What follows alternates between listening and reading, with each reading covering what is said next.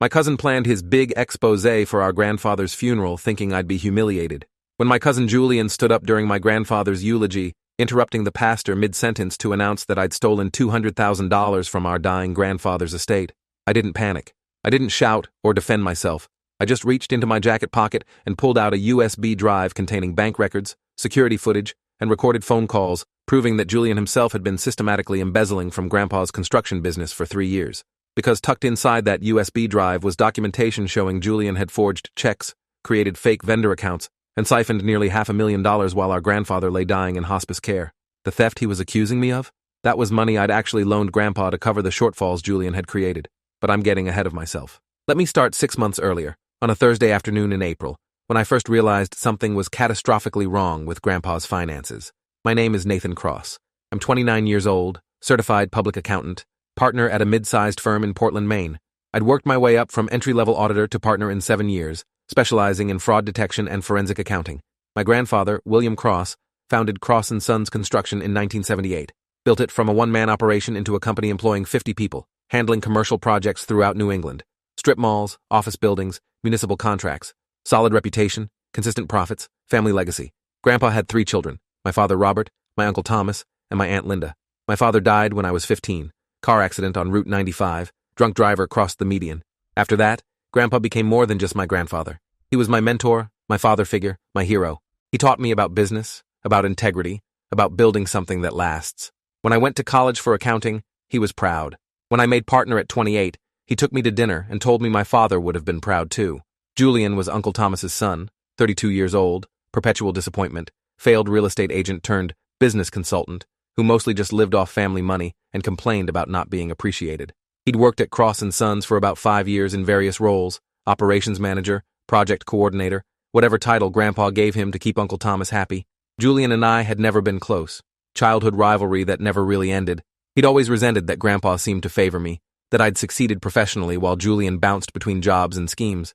But family is family, so we maintained polite distance at holidays and family gatherings. That changed on April 18th, 2024, when Grandpa called me at 3:15 p.m. from his assisted living facility. "Nathan, I need your help with something." Grandpa's voice sounded tired, older than his 86 years. "I don't understand these statements the bank sent. Numbers don't make sense." "What statements, Grandpa?" "My business accounts. The checking account shows withdrawals I don't remember authorizing. Large amounts. Can you come look at them? I'm probably just confused, but it's bothering me." I drove to Cedarwood Assisted Living immediately, arrived at 4:30 p.m. Grandpa lived in a small apartment there, independent living section. His health was declining, early-stage dementia, mobility issues from decades of physical labor, but his mind was still sharp most days. He had the bank statements spread across his dining table, 3 months' worth from Cross & Sons Construction's operating account. I sat down and started reviewing them, and my stomach sank within minutes. Check number 3845, payable to Precision Supply Company, $23,000. Check 3851, Northeast Equipment Rental, $18,000. Check 3867, Commercial Materials Inc., $31,000. Over 3 months, more than $200,000 in checks to vendors I didn't recognize. "Grandpa, do you know these companies?" He squinted at the names. "Precision Supply sounds familiar. Maybe we use them for the Westbrook project?" "I don't know, Nathan. That's why I called you. Julian handles most of the vendor relationships now. He signs checks, manages accounts payable. I trust him to keep things running." My fraud detection instincts were screaming. This pattern, large checks to unfamiliar vendors, irregular amounts, no clear project correlation, it looked like textbook embezzlement. But I kept my voice calm. "Grandpa, do you have the canceled checks? Physical copies? The bank sends them back monthly, right?" He shuffled through papers, found the envelope from the bank. We went through the checks together. Every single one was signed by Julian Cross, as authorized signatory on the account. The amounts were staggering. March alone showed $98,000 in suspicious payments. "Grandpa, I need to ask you something important. Did you authorize Julian to make payments this large without your approval? We have protocols, right? Purchase orders, approval processes?" Grandpa looked confused. "We're supposed to, yes. But Julian said he needed more autonomy to manage day-to-day operations. He's family. I trust him. This was bad. Potentially very bad. I need to take these statements with me and do some analysis. I'll also need access to the company's accounting records, vendor files, project budgets. Can you authorize that?" "Of course. Whatever you need." Grandpa signed an authorization letter giving me access to all company financial records. "But Nathan, don't tell Julian yet. If I'm just being paranoid, I don't want to accuse him unfairly. He's sensitive about feeling like the family doesn't trust him."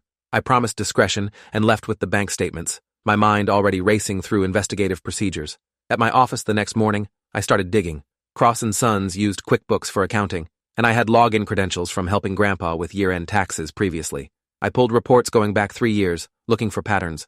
If you are enjoying this story already, please subscribe to see more stories like this. What I found was worse than I'd imagined. Starting in January 2021, shortly after Julian took over operations management, new vendor accounts appeared in the system. Precision Supply Company, Northeast Equipment Rental, Commercial Materials Incorporated, Atlantic Building Products, Harbor Freight Services, 12 vendors total, none of which I could find registered with the Maine Secretary of State's office. Legitimate vendors have business registrations, tax IDs, physical addresses. These companies had nothing, just post office boxes and phone numbers that went to voicemail. Over 36 months, these phantom vendors had been paid a total of $483,000. Every check signed by Julian. Every invoice entered into QuickBooks by Julian. Every payment approved by Julian without secondary authorization. I cross-referenced the payments against actual project expenses. The Westbrook Municipal Building Project, for example, showed payments to Precision Supply for electrical materials totaling $56,000, but the project's actual electrical contractor, a legitimate company called Bayview Electric, had their own invoices in the system showing they'd supplied all materials themselves. The payments to Precision Supply were pure fiction, money flowing out of Cross & Sons for materials that were never delivered, services never performed, vendors that didn't exist. I needed professional help. On April 22nd, I called Margaret Flynn, forensic accountant, 23 years of experience, expert witness in dozens of fraud cases. Her office was in downtown Portland, small suite above a coffee shop. I explained the situation, showed her the documentation I'd compiled. "This is embezzlement," Margaret said flatly, reviewing the vendor analysis. "Classic shell company scheme. Your cousin created fake businesses, likely opened bank accounts in those business names, wrote checks from the construction company, deposited them into the fake accounts, then transferred the money to his personal accounts. It's remarkably unsophisticated, which suggests he didn't expect to get caught. Can you prove it? With bank records from the vendor accounts, yes. We'd need subpoenas to get those records, which means involving law enforcement. But based on what you've shown me, there's probable cause for fraud charges. How much are we talking about?" Margaret calculated quickly. $483,000 over 3 years. That's felony theft, likely multiple counts. In Maine, theft over $10,000 is a Class B crime, up to 10 years in prison. Your cousin is looking at serious time if convicted. I felt sick. Julian was family. Terrible family. Incompetent family. But still family. And he'd been stealing from our grandfather, from the business Grandpa had spent 50 years building. "What do I do?" "First," Margaret said, "we document everything. I'll prepare a formal forensic report. Then you need to decide whether to involve police or handle this privately. If you involve police, your cousin likely goes to prison. If you handle it privately, he might agree to repay the money to avoid prosecution, but there's no guarantee. And if he's stolen this much, he probably doesn't have the resources to pay it back." I thought about Grandpa, about his declining health, about the stress a criminal case would cause. I need more proof before making that decision. Can you help me get it? Margaret spent the next 2 weeks conducting a full forensic audit. She identified all 12 fake vendors, traced the payment patterns, documented the forged invoices. On May 8th, she handed me a 73-page report, comprehensive and damning. Every fraudulent transaction documented with supporting evidence. The report concluded with estimated total theft of $483,612. But we still needed the bank records from the fake vendor accounts to prove where the money went after leaving Cross & Sons. For that, we needed law enforcement. On May 10th, I met with Detective Raymond Foster, Cumberland County Sheriff's Office, White Collar Crimes Division, 19 years on the force. I brought Margaret's report, the bank statements, everything. Detective Foster reviewed the materials in a conference room at the sheriff's office, asking occasional questions, taking notes. "This is solid work," he said finally. "Enough for us to open an investigation and request bank records through subpoena. But I need to know, are you prepared for where this leads? Your cousin will be arrested. Your family will be involved. This becomes public record. I know, but my grandfather built that business over 50 years. Julian stole from him while he's dying. That can't stand." Detective Foster nodded. "Understood. I'll get the subpoenas started. We'll need several weeks to gather the bank records and build the case. In the meantime, don't tell anyone about this investigation, especially not Julian. If he knows we're looking at him, he might destroy evidence or flee. I won't say anything." The investigation proceeded quietly. Subpoenas were issued to banks where the fake vendor accounts were opened, all within Maine. By early June, the bank records started coming in, and they confirmed exactly what we'd suspected. Each fake vendor account had been opened by Julian Cross using forged business registration documents. The deposits matched the checks from Cross & Sons perfectly, and the money had been transferred out almost immediately to Julian's personal accounts, then used for personal expenses, luxury car lease, vacation rental in the Bahamas, high-end restaurants, cash withdrawals. Julian had stolen nearly $500,000 and spent it on himself, while Grandpa's business struggled to make payroll. Detective Foster called me on June 15th. We have enough for charges. Multiple counts of theft by deception, forgery, and fraud. The DA is reviewing the case now. We're looking at arrest within the next 2 weeks. But there's something you should know. What? Your grandfather's business is in financial trouble because of this theft. The company's operating cash is critically low. Upcoming projects are at risk because there's no money to purchase materials or pay subcontractors. If those projects fail, the company could go under entirely. My heart sank. Can we recover the stolen money? Not quickly. Julian's already spent most of it. We can get a court order for restitution, but that's a years-long process. Your grandfather's business doesn't have years. I made a decision that night. Cross & Sons needed cash immediately to survive. I had savings, about $230,000, accumulation from years of living frugally and aggressive saving. I liquidated everything except my retirement accounts and loaned the money to Cross & Sons as a temporary bridge loan, documented with proper legal paperwork, drafted by my attorney, Caroline West, business law specialist, 16 years of experience. The loan agreement specified Cross & Sons would repay me from recovered funds from Julian's prosecution or from future profits. It was a risk, but I couldn't watch Grandpa's business die because of Julian's theft. On June 20th, Grandpa called me again. Nathan, I heard you loaned the company money. Julian told me. He said the business was having cash flow problems, and you stepped in to help. That was very generous. What he didn't know was that I'd told Julian nothing about the loan. Julian must have seen the deposit when he checked the business accounts. He was suspicious, asking questions. I need to tell you something, Grandpa. It's important. I drove to Cedarwood, sat down with Grandpa, and explained everything. The fake vendors, the embezzlement, the police investigation, the impending arrest. I showed him Margaret's report, the bank records, the evidence. Grandpa aged 10 years in that conversation. His face went pale, then gray, then hollow. He put his head in his hands and cried, deep shaking sobs that broke my heart. Julian did this? He stole from me? From the business? Grandpa, I'm so sorry. I wish I didn't have to tell you this. How could he? Thomas's boy. My grandson. How could he steal from family? I don't know, Grandpa. Greed? Entitlement? I don't know. But the police have enough evidence for charges. He'll be arrested soon. Grandpa looked at me with wet eyes. Does Thomas know? Not yet. The police asked me to keep it quiet until the arrest. But Uncle Thomas will find out when it happens. This is going to destroy the family. Grandpa was quiet for a long time. Then he said something that surprised me. I want to change my will. What? My will, Grandpa repeated. Stronger now. I need to change it. I want to make sure Julian doesn't inherit anything from me. Not the business, not my personal assets, nothing. He's stolen enough. I don't want him getting another dollar when I'm gone. Grandpa, you don't have to decide that now. You're upset. Yes, I do. I'm 86 years old, Nathan. I have stage 3 lung cancer. The doctors give me maybe a year. I need to fix this while I still can. I helped Grandpa contact his estate attorney, Herbert Grayson, estate planning lawyer, 31 years of experience. On June 24th, Grandpa executed a new will. Previous version had divided his estate equally among his 3 children's families. New version specifically disinherited Julian, citing theft and betrayal of trust. Julian's share was redistributed to charity and to me in recognition of my loan to the company and my efforts to save it. The will was witnessed, notarized, legally airtight. On June 28th, Detective Foster called. We're executing the arrest warrant tomorrow morning. Thought you should know. Julian was arrested at his apartment on June 29th at 6:45 a.m., charged with 12 counts of theft by deception, 8 counts of forgery, and 6 counts of fraud. Total charges carrying potential sentences of up to 80 years in prison if served consecutively, though realistically, he'd face maybe 15 to 20 if convicted on all counts. Bail was set at $100,000. Uncle Thomas posted it immediately, mortgaging his house to do so, and the family war began. Uncle Thomas called me that afternoon, furious. You did this. You turned Julian in to the police. You destroyed your own cousin. I didn't destroy him, Uncle Thomas. He destroyed himself by stealing nearly $500,000 from Grandpa's business. That's a lie. Julian would never steal from his grandfather. The evidence is overwhelming. Bank records, forged checks, fake vendor accounts. The police have everything. You fabricated evidence because you're jealous of Julian. You've always been jealous that Grandpa gave him a real position in the company while you just do paperwork. I stayed calm. Julian created fake companies and wrote checks to himself for 3 years. The forensic audit proves it. Your son is a thief, and he's going to prison. Uncle Thomas hung up on me. Within hours, half the extended family was calling, demanding to know what I'd done, accusing me of lying, of framing Julian, of trying to steal his inheritance. Some believed me, mostly people who knew Julian's history of financial problems and schemes, but others, particularly Uncle Thomas's side of the family, circled the wagons. Julian is innocent, they insisted. Nathan is trying to take over the company and eliminate competition. It's a setup. July and August were brutal. Family gatherings became battlegrounds. Grandpa's health deteriorated rapidly, the stress of Julian's arrest accelerating his decline. He moved from assisted living to hospice care in late August, doctors saying it was a matter of weeks, maybe days. Julian's trial was scheduled for October, but Julian had other plans.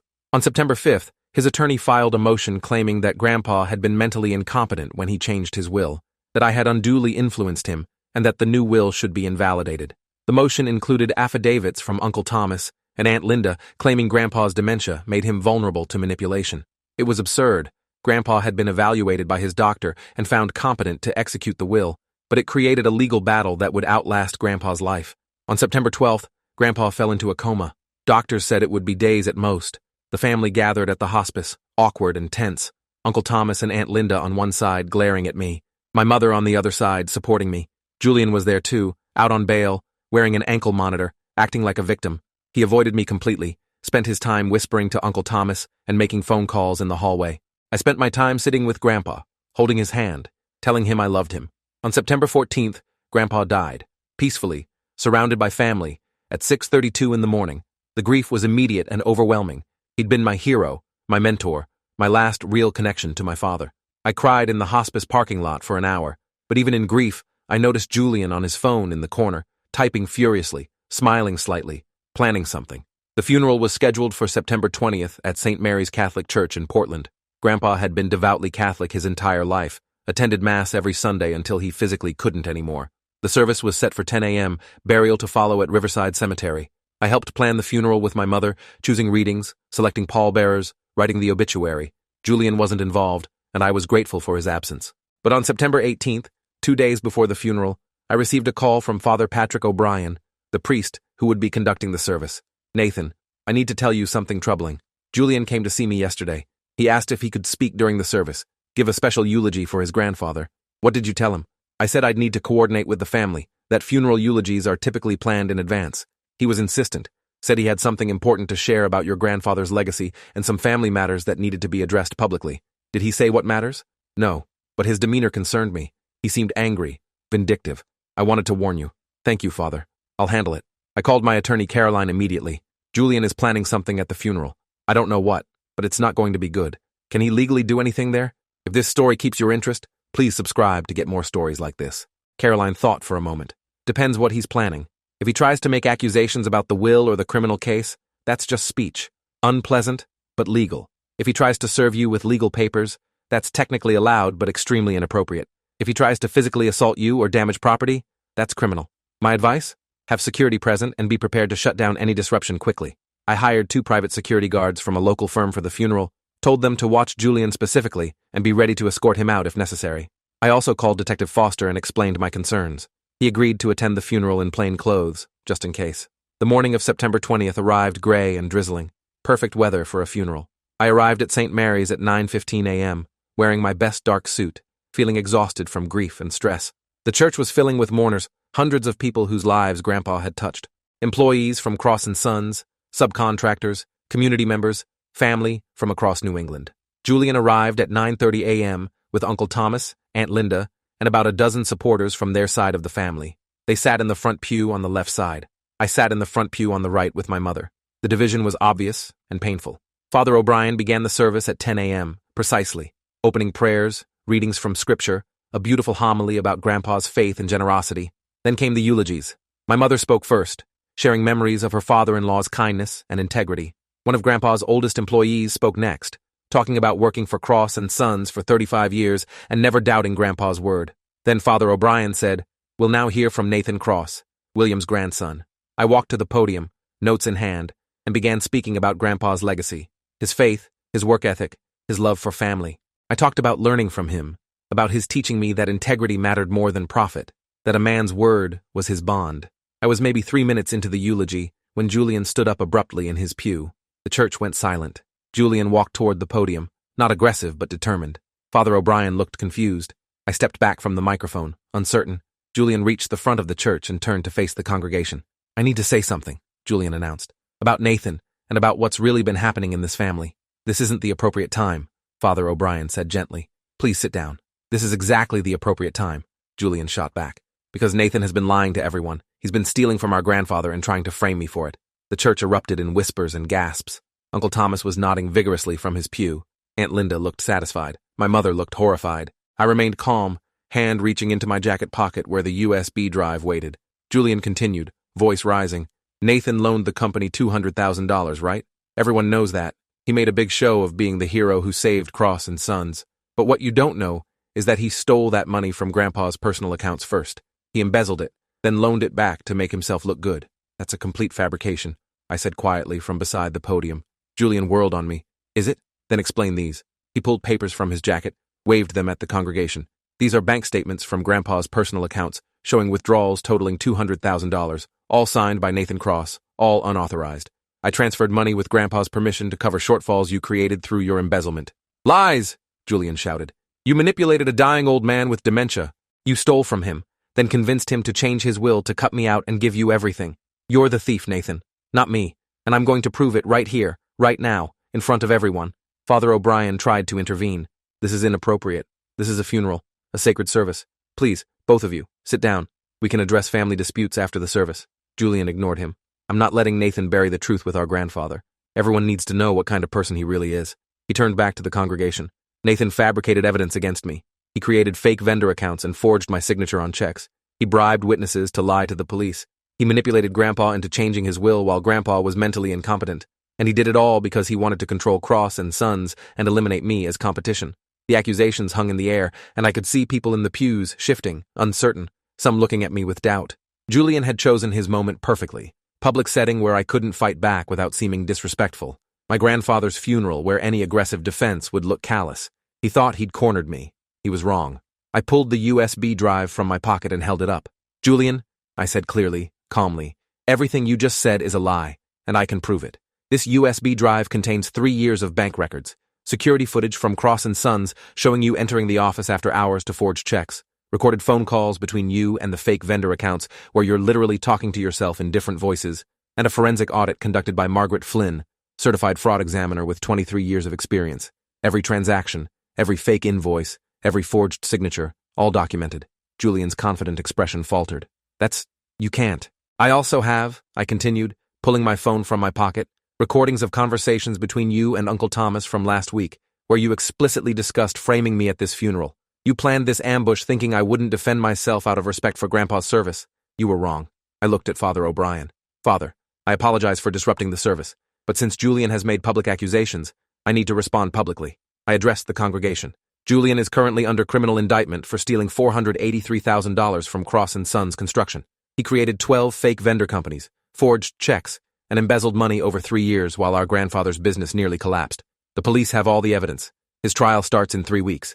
The loan I made to Cross and Sons was my own money, documented with proper legal paperwork, made to keep the business solvent while Julian's theft was being prosecuted. I pulled out more papers from my jacket.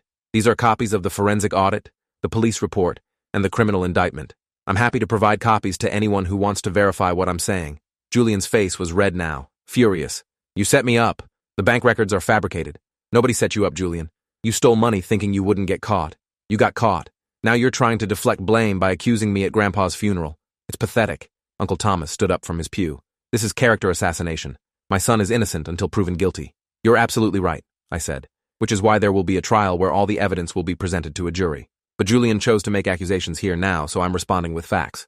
Would you like to see the security footage of Julian entering the Cross and Sons office at 11:30 p.m. on March 14th, 2023, accessing the check printer and producing 8 fraudulent checks totaling $63,000? Because I have it right here on this USB drive, time-stamped and verified by the security company. The church was dead silent now, everyone staring. Some people had their phones out, recording. This was turning into a spectacle, exactly what Julian had wanted, except I'd flipped the script. Julian, I said quietly, you made a choice to do this here, to try to humiliate me at Grandpa's funeral. You thought I wouldn't have evidence. You thought I'd be unprepared. But I've spent 6 months building an airtight case against you. I have bank records proving every transaction. I have forensic analysis proving the checks were forged.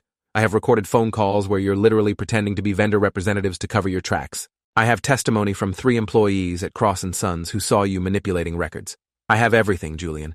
And in 3 weeks, a jury is going to see all of it.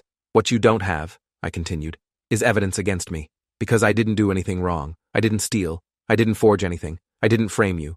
I discovered your theft, reported it to authorities, and helped save Grandpa's business. That's the truth. Julian looked like he wanted to lunge at me. Uncle Thomas was holding his arm, whispering urgently. Aunt Linda had tears running down her face. I turned to Father O'Brien. I apologize again for the disruption. This wasn't how I wanted to honor Grandpa's memory. But I couldn't let lies stand unchallenged. Father O'Brien nodded slowly. I understand. He looked at Julian. Please sit down. If you have legal disputes with your cousin, address them in court, not in God's house. Julian stood there for another moment, shaking with rage, then turned and walked out of the church. Uncle Thomas and half his family followed. The heavy doors slammed shut behind them. The congregation sat in stunned silence. I walked back to the podium, picked up my notes, and finished my eulogy. I talked about Grandpa's integrity, about how he'd taught me that doing the right thing mattered even when it was hard, even when it cost you. I talked about how he'd built a business on honesty and fair dealing, and how that legacy would continue because people of integrity would make sure of it. When I finished, there was scattered applause, unusual for a funeral, but somehow fitting. The service continued. More prayers, communion for those who wanted it, final blessings. Then we processed to the cemetery for burial. Julian didn't attend the burial. Neither did Uncle Thomas or most of his family. But about 200 people did attend, standing in the drizzle while Father O'Brien committed Grandpa's body to the earth. I stood at the graveside holding my mother's hand, watching the casket lower into the ground, feeling grief and anger and exhaustion all mixed together. After the burial, there was a reception at a local restaurant. People approached me constantly, expressing support, asking questions about Julian's accusations, wanting to know the truth. I answered honestly, showed people copies of the forensic audit on my phone, explained the criminal case. Most people believed me, especially after witnessing Julian's meltdown at the church. Some remained skeptical, loyal to Uncle Thomas's family, but they were the minority. Detective Foster pulled me aside during the reception. That was quite a performance at the church. I was prepared. He smiled grimly. Julian's attorney is going to have a field day with this. Public accusations, presented evidence outside of court, potential jury pool contamination. Let him try. Everything I said was true and documented. The evidence is what it is. Just be ready for the backlash. It came swift and hard. Julian's attorney filed an emergency motion that afternoon requesting change of venue, claiming I'd poisoned the jury pool in Cumberland County by making public accusations at a widely attended funeral.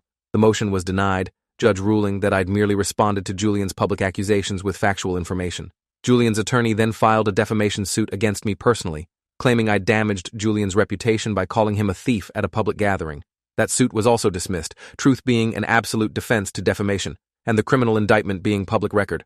Uncle Thomas sent me a letter through his attorney threatening to contest Grandpa's will on grounds of undue influence and mental incompetence. I forwarded it to Herbert Grayson, Grandpa's estate attorney, who responded with a letter detailing the medical and legal documentation proving Grandpa's competence when he executed the new will. The will contest went nowhere. Julian's criminal trial began on October 15, 2024. I testified on the second day, walking the jury through the discovery process, the forensic audit, the evidence trail. Margaret Flynn testified, explaining the fake vendor scheme in detail that even non-accountants could understand. Detective Foster testified about the investigation and the bank records obtained through subpoena. Employees from Cross & Sons testified about seeing Julian access computers and files after hours. The security company provided footage showing Julian in the office during suspicious times, and the prosecution played the recorded phone calls where Julian, using obviously fake voices, pretended to be representatives of the phantom vendor companies. The defense argued I'd fabricated everything out of jealousy, that the real thief was me, that Julian was being scapegoated. They called Uncle Thomas and Aunt Linda to testify about my alleged greed and manipulation. They called character witnesses who claimed Julian was honest and trustworthy, but they couldn't explain the bank records. They couldn't explain the forged checks. They couldn't explain why money from the fake vendor accounts had ended up in Julian's personal accounts. They couldn't explain the security footage. On October 28th, after 8 hours of deliberation, the jury returned guilty verdicts on all counts. 12 counts of theft by deception, 8 counts of forgery, 6 counts of fraud. Julian sat stone-faced as the verdicts were read, but I saw his hands shaking. Sentencing was scheduled for November 20th. The judge was stern, methodical. Mr. Cross, you betrayed your grandfather's trust in the most despicable way imaginable. You stole from a dying man, from the business he spent his life building, from family members who depended on that business for their livelihoods. You showed no remorse, no acceptance of responsibility. Instead, you attempted to frame your cousin for your own crimes, and you disrupted your grandfather's funeral with false accusations designed to deflect blame. This court finds your conduct reprehensible. Julian Cross, you are hereby sentenced to 18 years in the Maine State Prison, with eligibility for parole after serving 12 years. You are ordered to pay restitution in the amount of $483,612 to Cross & Sons Construction, plus court costs and fees. You will have no contact with Nathan Cross or Cross & Sons employees for the duration of your sentence and 5 years following release. The bailiff took Julian into custody immediately. Uncle Thomas shouted from the gallery, "This is injustice. My son is innocent. This whole trial was rigged." The judge banged her gavel. "Sir, control yourself, or you'll be held in contempt." Uncle Thomas was escorted out, still shouting. I sat in the courtroom feeling hollow. Justice had been served, objectively. Julian would spend the next 12 to 18 years in prison. Cross and Sons would potentially recover some of the stolen money through restitution orders and seizure of Julian's remaining assets. The business would survive, but my family was destroyed. Uncle Thomas and Aunt Linda would never speak to me again. Cousins I'd grown up with had chosen sides, most against me. Holiday gatherings would never be the same. Grandpa's legacy was preserved, but the cost was high. Outside the courthouse, reporters asked for statements. I kept it brief. Justice was served today. My grandfather built Cross and Sons on integrity and hard work. That legacy will continue. Julian Cross stole from his family and his grandfather's business. He's been held accountable. That's all I have to say. 6 months later, in May 2025, I stood in Cross and Sons Construction's main office, newly renovated, looking at a framed photo of Grandpa from 1985, standing in front of a building his company had just completed. The business was stable now, profitable again, contracts flowing in, reputation restored. I'd been named CEO by the board of directors, the position Grandpa had always hoped I'd take. The $230,000 loan I'd made had been repaid in full from Julian's seized assets and the sale of equipment he'd purchased with stolen money. Uncle Thomas had tried one final time to contest Grandpa's will, claiming I'd manipulated the entire situation to secure my inheritance. That case was dismissed with prejudice in March, the judge calling it frivolous and awarding me attorney's fees. Julian was in prison, working in the prison industries program, making furniture. I'd heard through family connections that he still maintained his innocence, still claimed I'd framed him. I didn't care anymore. My mother asked me once if I regretted how everything happened, if I wished I'd handled things differently. I thought about it carefully before answering. I regret that Julian made the choices he did. I regret that Grandpa had to know his grandson betrayed him before he died. I regret that the family is fractured, but I don't regret exposing the truth. I don't regret protecting Grandpa's business. I don't regret defending myself at the funeral when Julian tried to destroy my reputation. Some things are worth fighting for, even when the fight costs you. The USB drive that I'd pulled out at Grandpa's funeral sat in a safe in my office now, along with all the other evidence from the case. Physical reminder of the day Julian tried to humiliate me at my grandfather's funeral and instead destroyed himself. Sometimes I thought about that moment in the church, Julian standing at the front making his accusations, so confident he'd cornered me, so certain I wouldn't have answers. The look on his face when I pulled out that USB drive, when I started listing the evidence, when he realized I'd been 3 steps ahead the entire time. That's what happens when you underestimate people. Julian had always seen me as the boring accountant, the numbers guy who didn't understand real power or real business. He'd thought he could steal for years without me noticing, thought he could frame me without me defending myself, thought he could ambush me at a funeral without me being prepared. He'd been wrong on every count. In the end, Julian lost everything he'd tried to steal from me. His freedom, his reputation, his family relationships, his inheritance. He'd spent 3 years stealing $483,000 and would spend 12 to 18 years in prison paying for it. Meanwhile, Cross and Sons thrived. Grandpa's legacy lived on, and I ran the company with the same integrity he'd taught me, making sure every dollar was accounted for, every employee was treated fairly, every project was completed with quality and honesty. That's what Grandpa would have wanted. That's what the business deserved. And that's the truth Julian tried to bury at the funeral, but only managed to expose in himself. If you enjoyed this, you'll definitely want to see the next ones too. So subscribe now and let me know your take in the comments.